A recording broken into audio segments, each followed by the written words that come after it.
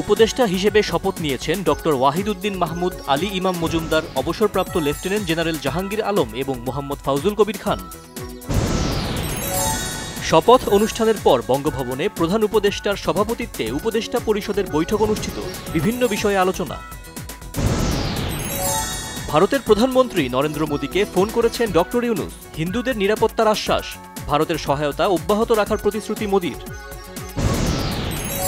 ছাত্র আন্দোলনে বগুড়ায় শিক্ষক সেলিম হোসেন নিহতের ঘটনায় শেখ হাসিনা ও ওবায়দুল কাদের সহ 101 জনের বিরুদ্ধে মামলা।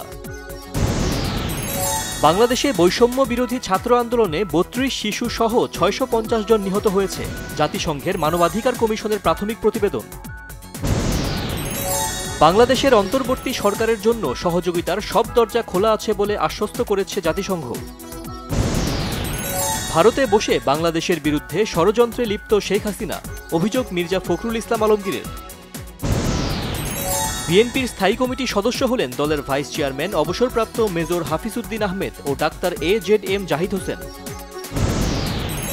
বহু আলোচিত আয়নাঘরের মাস্টারমাইন্ড সাবেক সেনা কর্মকর্তা জিয়াউল আহসান 8 দিনের রিমান্ডে। 15 আগস্ট ধানমন্ডি 32 সহ বিভিন্ন স্থানে ঘটা অপ্রীতিকর ঘটনা অনাকাঙ্ক্ষিত, সমন্বয়ক সার্জিস আলমের মন্তব্য, শ্রেণীকক্ষে ফিরে যেতে শিক্ষার্থীদের প্রতি আহ্বান। কুমিল্লার দেবিদ্বারে আওয়ামী লীগ বিএনপির সমর্থকদের সংঘর্ষে সিদ্দিকুর রহমান নামে এক বিএনপি সমর্থক নিহত। বিএনপি চেয়ারপারসন বেগম খালেদা জিয়ার ৭৯তম জন্মবার্ষিকী উপলক্ষে দেশের বিভিন্ন জায়গায় দোয়া ও মিলাদ মাহফিলের আয়োজন। কারওয়ান বাজারে শিক্ষার্থীদের তদারকিতে বেরিয়ে এলো ফ্রিজ ভর্তি মরা মুরগি, জরিমানার পাশাপাশি দোকান সিলগালা। গেল 15 বছরে দেশ থেকে পাচার হয়েছে অন্তত 11 লাখ কোটি টাকা। আওয়ামী লীগ সরকারের প্রভাবশালী মন্ত্রী, এমপি এবং আমলারাই পাচার করেন বিপুল পরিমাণ অর্থ। কক্সবাজারের টেকনাফ সীমান্তে অভিযান চালিয়ে 2.25 কেজি ক্রিস্টাল মেথ আইস জব্দ করেছে বিজিবি। এবার পাকিস্তানে ছড়িয়ে পড়েছে মরণঘাতী এবং ছোঁয়াচে রোগ এমপক্স।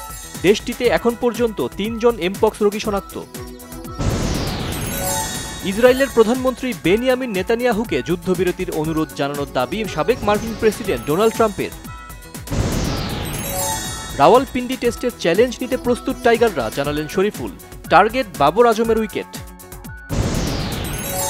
ইংলিশ প্রিমিয়ার ফুটবলের প্রথম দিনে ম্যানচেস্টার ইউনাইটেড খেলবে ফুলহ্যামের বিপক্ষে। বিপিএলে দল কিনেছেন অভিনেতা সাকিব খানের কোম্পানি রিমার্ক হারল্যান্ড।